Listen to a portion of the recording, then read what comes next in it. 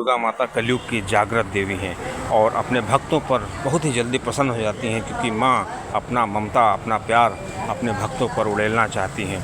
जो भक्त उनको दिन भर याद करते हैं, कई वर्षों से याद करते चले आ रहे हैं, एक न एक दिन माँ उनको दर्शन स्वप्न में या अपने अनुभव के द्वारा दे ही देती हैं। जो भक्त माँ को वर्षों से पूजते हैं, ध्यान करते हैं, सोते समय उनका ध्यान करते हैं, उठते हैं तो पहले माँ को याद करते हैं, हर छोटी बड़ी मुसीबत में तुरंत पहले अपनी माँ को याद करते हैं, तो ऐसी माँ जो होती हैं अपने भक्तों को बिल्कुल अपने से दूर नहीं रखना चाहती हैं। जैसे ही कोई मुसीबत आती है, उनकी कोई न कोई योगिनी या कोई न कोई उनका गण भक्त की रक्षा करने के लिए आ जाता है। लेकिन दिलचस्प तब होता है जब किसी भक्त को माँ के दर्शन या माँ का अनुभव स्वप्न में हो जाता है, या साक्षात किसी रूप में हो जाता है, या कोई ऐसी चमत्कारिक घटना भक्त के जीवन में घट जाती है, जैसे उसकी कोई चीज़ खो गई हो एकदम से मिल जाए, या उसकी कोई बहुत बड़ी मनोकामना हो वो पूरी हो जाए जो असंभव सी हो, या कोई बहुत बड़ा ऐसा रोग हो जो न दूर हो रहा हो एकदम से वो सही हो जाए। जब इस तरह के चमत्कार भक्त को होते हैं, और ये उन्हीं भक्तों को होते हैं जो पूरी तरीके से माँ को समर्पित होते हैं, उनको विश्वास होता है पूरी 100% कि एक न एक दिन माँ मेरा ये कष्ट दूर कर देंगी। जब भक्त के साथ ऐसा हो जाता है तो वही भक्त बिल्कुल इस तरह का हो जाता है उसका अनुभव कि उसको लगता है उसने माँ के दर्शन कर लिए हैं। अब भक्त जो होता है जब वो चरम सीमा पे पहुंच जाता, कहा जाता है ना कि सफलता को प्राप्त करना उतना कठिन नहीं है जितना कि उसको मेंटेन रखना। जब भी भक्त जो होता है किसी भी चीज़ को, ह्यूमन का नेचर है, जब कोई चीज़ उसको बहुत ही सुलभ हो जाती है, आसानी से मिल जाती है, तो उसके बाद वो उसकी कदर कम कर देता है। जहाँ उसने ये गलती की उसी के बाद उसके जीवन का ड्रॉबैक शुरू हो जाता है। दोस्तों, आपने सुना होगा कि कई भक्त ऐसे कहते हैं कि पहले मुझे माँ का अनुभव होता था, माँ के दर्शन होते थे। वो कहता मैं पहले बहुत पूजा करता था, मुझे माँ के दर्शन होते हैं, अब नहीं हो रहे हैं। ऐसा वो कहता नहीं है तो वो मन में रखता है ऐसा भक्त, और ऐसे में वो क्या करता है, दूसरी गलती कर देता है बहुत बड़ी, कि वो दूसरे इष्ट की पूजा करना शुरू कर देता है। वो सोचता है कि अब माँ के दर्शन नहीं होंगे, माँ हमसे नाराज़ है, या कोई पूजा गलती हो रही थी, या कहीं से सुन लेता है कि किसी खास व्यक्ति को जो किसी दूसरे देवता की पूजा कर रहा था उसको इतना लाभ हो गया, उसने ट्रक खरीद लिया, उसने इतना पैसा खरीद लिया, कुछ ना कुछ उसको ऐसा सुनता है, बस वो उसके उस विचार के उसमें आ जाता है। क्योंकि मनुष्य का एक नेचर होता है कि मनुष्य जिसके पास बैठता है, 4-5 लोग का बैठता है, अगर 1 वर्ष बैठ जाए तो उसके गुण उसके अंदर आने लगते हैं। अब भक्त दूसरे ईश्वर की पूजा कर देता है, उसके बाद क्या होता है, उसको माँ के जो अनुभव होते थे वो होना बंद हो गए। अब भक्त सोचता है कि माँ मुझसे नाराज़ है।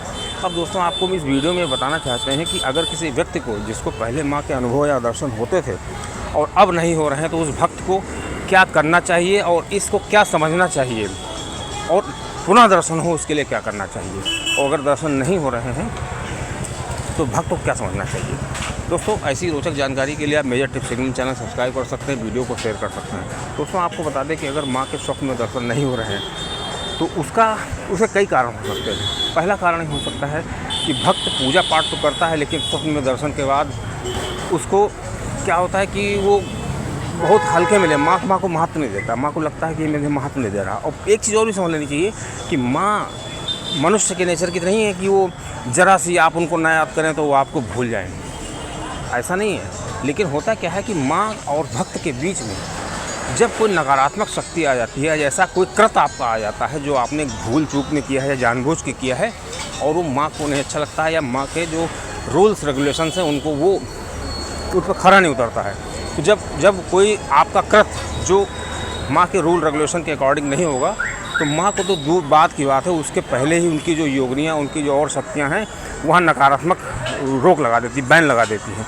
इससे क्या होता है कि शक्ति आपके पास नहीं आ पाती है, और जब शक्ति नहीं आ पाती तो आपसे जो ब्रह्मांड से जो आपका कनेक्शन था, आपका जो आज्ञा चक्र पहले खुल गया था, मूलाधार चक्र का सीधा कनेक्शन शास्त्रा चक्र और आज्ञा चक्र से होता है, और जब वो सक्रिय हो जाता है तभी माँ का अनुभव, माँ के दर्शन होते हैं। इससे क्या होता है, आपकी ब्रह्मांड सी ऊर्जा से भक्त कनेक्ट होने लगता है। लेकिन जब कोई नकारात्मक ऊर्जा आपके आभा मंडल के आसपास आ जाती है तो क्या करता है कि जब आप पूजा करते हैं तो वो नकारात्मक ऊर्जा आपकी पूजा जो आपने की है उसकी तपस्या, उसका बल वो ले लेती है। इससे क्या आपके साथ नेगेटिव होने लगता है। इसलिए ऐसे होता है कि आपको माँ के दर्शन, माँ के अनुभव नहीं होते हैं। और उतने में अगर भक्त ने पूजा जारी नहीं रखा, वो सोचता है अरे मैं तो माँ के पूजा करता था, मैं पहले माँ हमको दर्शन देती थी, अब नहीं दे रही हैं, तो वो क्या करता है दूसरे इष्ट की पूजा करना शुरू कर। और जब ऐसा वो करता है तो उसको नए स्तर से ऊर्जा बनानी पड़ती है। वो सोचता है कि मैं तो नए देवता की पूजा कर रहा हूँ, और वो स्तर बनने में थोड़ा समय लगेगा। उतनी देर में क्या करता है वो तीसरे देवता की पूजा करना शुरू कर देता है, क्योंकि उसकी तो फितरत होती है, क्योंकि बिना अनुभव को रह नहीं सकता है। बस वो गलतियाँ करता चला जाता है और नकारात्मकता से घिरता चला जाता है। दूसरा कारण हो सकता है कि दोस्तों हर व्यक्ति की, हर भक्त की अलग अलग आभा मंडल होती है, अलग अलग उसकी ऊर्जा होती है, अलग अलग प्रारब्ध होते हैं। कुछ ऐसे होते हैं लोग कि ये जीवन में इसलिए जन्म लेते हैं कि ज़रा सा उनका पाप रह गया था, उसको काटने के लिए आते हैं। कुछ ऐसे होते हैं जो अपने पूर्व जन्म का जो प्रारब्ध बच गया था पुण्य के रूप में, उसको भोगने के लिए आते हैं। तो ये नहीं देखना चाहिए कि हमारा अगला जो दूसरा आदमी है उसको जल्दी माँ दर्शन देती है, उसके अनुभव अच्छे हैं और वो इतना पूजा भी नहीं करता है। लेकिन उसके पीछे और भी देखना चाहिए उसका ड्रॉबैक क्या है और उसके जो बैकग्राउंड है इस समय उसकी क्या है, और वो क्या करता है उस दिन भर, उसकी सोच किस तरह की है। अगर व्यक्ति की नकारात्मक सोच होगी तो दिन भर जब नकारात्मकता हावी रहेगी तो क्या होगा कि हमें जो माँ की शक्तियाँ होती हैं वो ऊर्जावान होती हैं, हमेशा सकारात्मक ऊर्जा होती है। वहाँ की शक्तियाँ वहीं पे जाती हैं जहाँ सकारात्मक ऊर्जा होती है, इसलिए व्यक्ति को माँ के दर्शन होना बंद हो जाते हैं। तीसरा बहुत बड़ा कारण हमने सोचा है कि भक्त जिसको भी जरा से दर्शन होते हैं तो उसकी आदत होती है वो तुरंत इसको गाने लगता है, यहाँ गया मुझे माँ के दर्शन हुए, अरे मेरे अंदर शक्ति आ गई, मतलब वो ये दिखाना चाहता है। और उसने ज़रा सा कुछ कह दिया अपने दुश्मन को या जिसको नहीं चाहता 10 लोगों के सामने, कहा कि तुम्हारा नाश हो जाएगा या तुम जो है ये तो अहित उसका चाहे गया, और जहाँ अहित चाहा उसका अहित हो भी गया। बस 4 लोगों में उसकी रेपुटेशन बन गई और वो हमेशा ये सोचने लगा कि मैं जो कहूँगा वो हो ही रहेगा।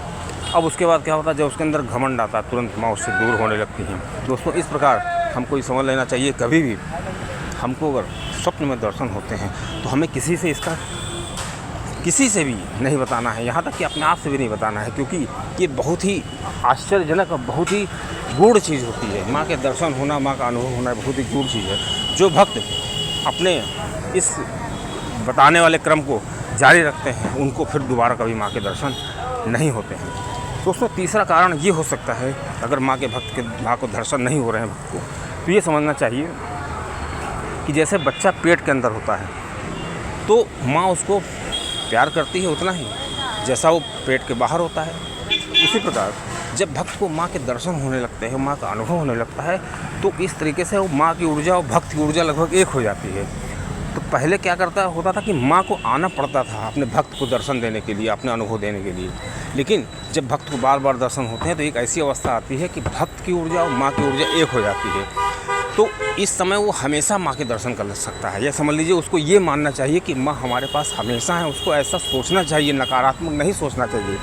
उसकी जो नकारात्मक सोच होती है कि अब माँ मेरे पास नहीं है, मुझसे दूर है, तो माँ समझती है कि ये जो है भक्त जो है ये ज़्यादा परिपक्व नहीं हुआ, और उस भक्त को मौका देती है कि ये और ज़्यादा परिपक्व हो जाए भक्ति की लाइन में। इस वजह से भी हो सकता है, क्योंकि जो भक्त होता है और जब उसको एक बार भी अगर माँ का अनुभव हो गया, माँ के दर्शन हो गए, इसका मतलब माँ उसको दूर नहीं करना चाहती हैं, लेकिन उसको लगने लगता है, उसके भाव ऐसे नकारात्मक आते हैं कि वो नकारात्मकता हावी हो जाती है।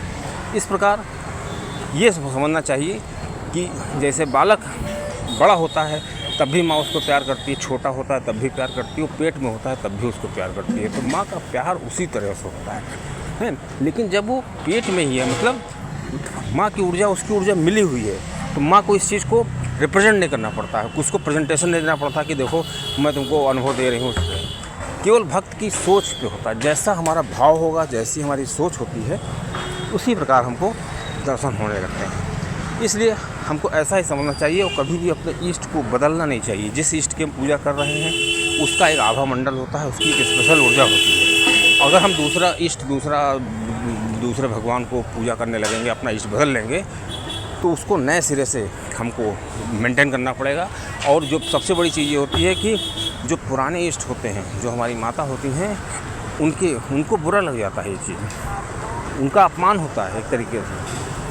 वो उससे आपका व्यक्तित्व पता चलता है, और उससे नकारात्मक रिजल्ट आते हैं। हालांकि माता कुछ नहीं करती है, माता के जो गण होते हैं, माता की जो योगिनियाँ दूत होते हैं, वही इतना ज़्यादा पहरा कर देते हैं। जिस प्रकार जब भक्त को माँ की कृपा प्राप्त होने वाली होती है, तो जो माँ के गण होते हैं वो पहले ही उसकी परीक्षा ले लेते हैं। वो ऐसी परीक्षा लेते हैं, अगर वो परीक्षा में पास हो जाता है तभी उसको अनुभव होते हैं, तभी उसको दर्शन होते हैं। इसी प्रकार जब माँ के दर्शन हो जाते हैं, माँ के अनुभव हो जाते हैं, उसके बाद वही गण देखते हैं कि भक्त ये इस दर्शन के, इस अनुभव के लायक है कि नहीं है। अगर भक्त उसके लायक नहीं होता है तो माँ से पहले ही वो नकारात्मक शक्तियों के रूप में उसके सामने रोड़ा बन जाते हैं और उसको, भक्त को माँ की ऊर्जा नहीं प्राप्त होती है। इस प्रकार भक्त को आखिर में यही कहना चाहेंगे, जिसको माँ की कृपा प्राप्त होती है या जिसके लिए माँ के लिए प्रेम है, तो जितना भक्त उससे माता प्रेम करता है उतनी उससे ज़्यादा माता उसको प्रेम करती है। माँ उससे मिलना चाहती है, लेकिन कुछ बंधन है, कुछ ऐसे कारण हैं जिससे वो सामने नहीं आ सकती हैं। लेकिन उसको अनुभव करना चाहिए कि